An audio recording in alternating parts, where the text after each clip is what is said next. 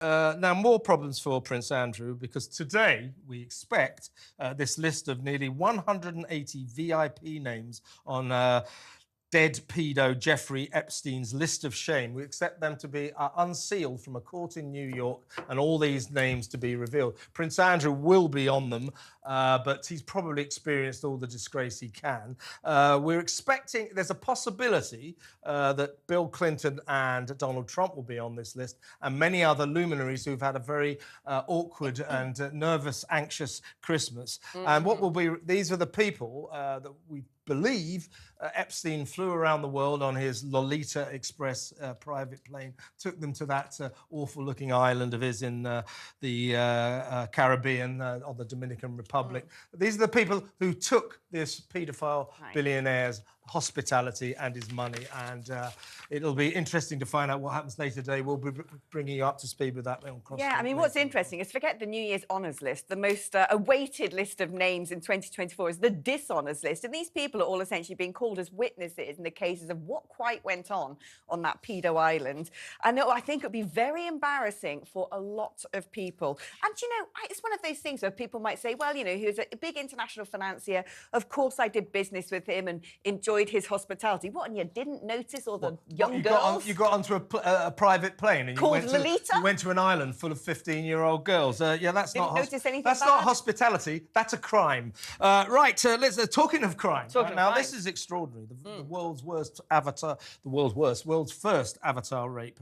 Police in Britain are investigating the first case of rape in the metaverse after a child was attacked in a virtual reality video game. She's under the age of 16 and apparently left distraught after her avatar, which is her digital character, was gang raped by the online strangers. The police are now investigating, and they are saying that they're taking this in exactly the same spirit as if it was a real, if it was a physical rape. Now, it does seem to me it should be criminalised. But is this rape? Do you know, it's not technically rape, is it? Because rape involves a certain physical act that only a man can perform. But what is interesting about this, I remember, because I'm fascinated by how dangerous this virtual world's going to be, because people behave online in a way they just don't in the normal world. They say things on Twitter. Yeah, I've read your comments, some of you nasty people out there. They say things on Twitter they wouldn't dare say to my face. But this seems to me to have a sort of bleed back into society, whether it's sort of extreme pornification, whether it's just being rude and unpleasant to people, whether it's the celebration of gang violence. It does have a knock-on effect. And when the very first woman was invited into the metaverse, herself an AI expert, the first thing that happened after about 15 minutes of being in there is a load of the male avatars raped her avatar. Really? So there is, why didn't they investigate that? But there is something that is, you know, when people think that there are no rules, the way they behave in that environment, but then when that kicks back in the real world, it's interesting. I don't like calling for rules and regulations. We clearly need some here. But whether or not it's rape, I'm not sure. The cops can't wait to get into digital because they don't do very well in the real world. Now, let's talk about Baroness Bra. She, just before New Year, it was revealed that a mysterious £3 million payment went into her personal account.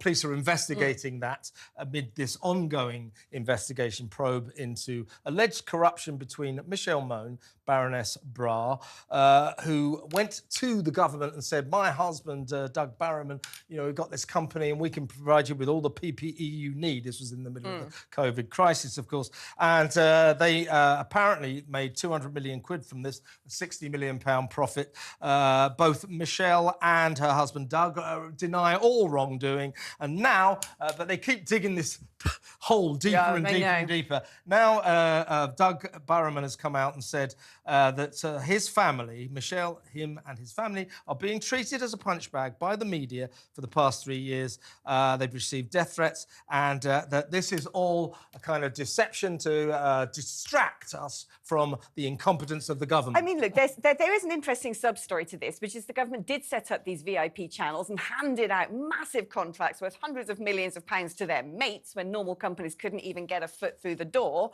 And they are, I think, in many respects, scapegoating Baroness Barr and her husband. But Baroness Barr and her husband don't really do themselves any favour. And I think the weakest excuse I've ever heard, the man who basically said, I'm going to now, you know, take a big stake in this company now we got that government contract, said, but that's my money.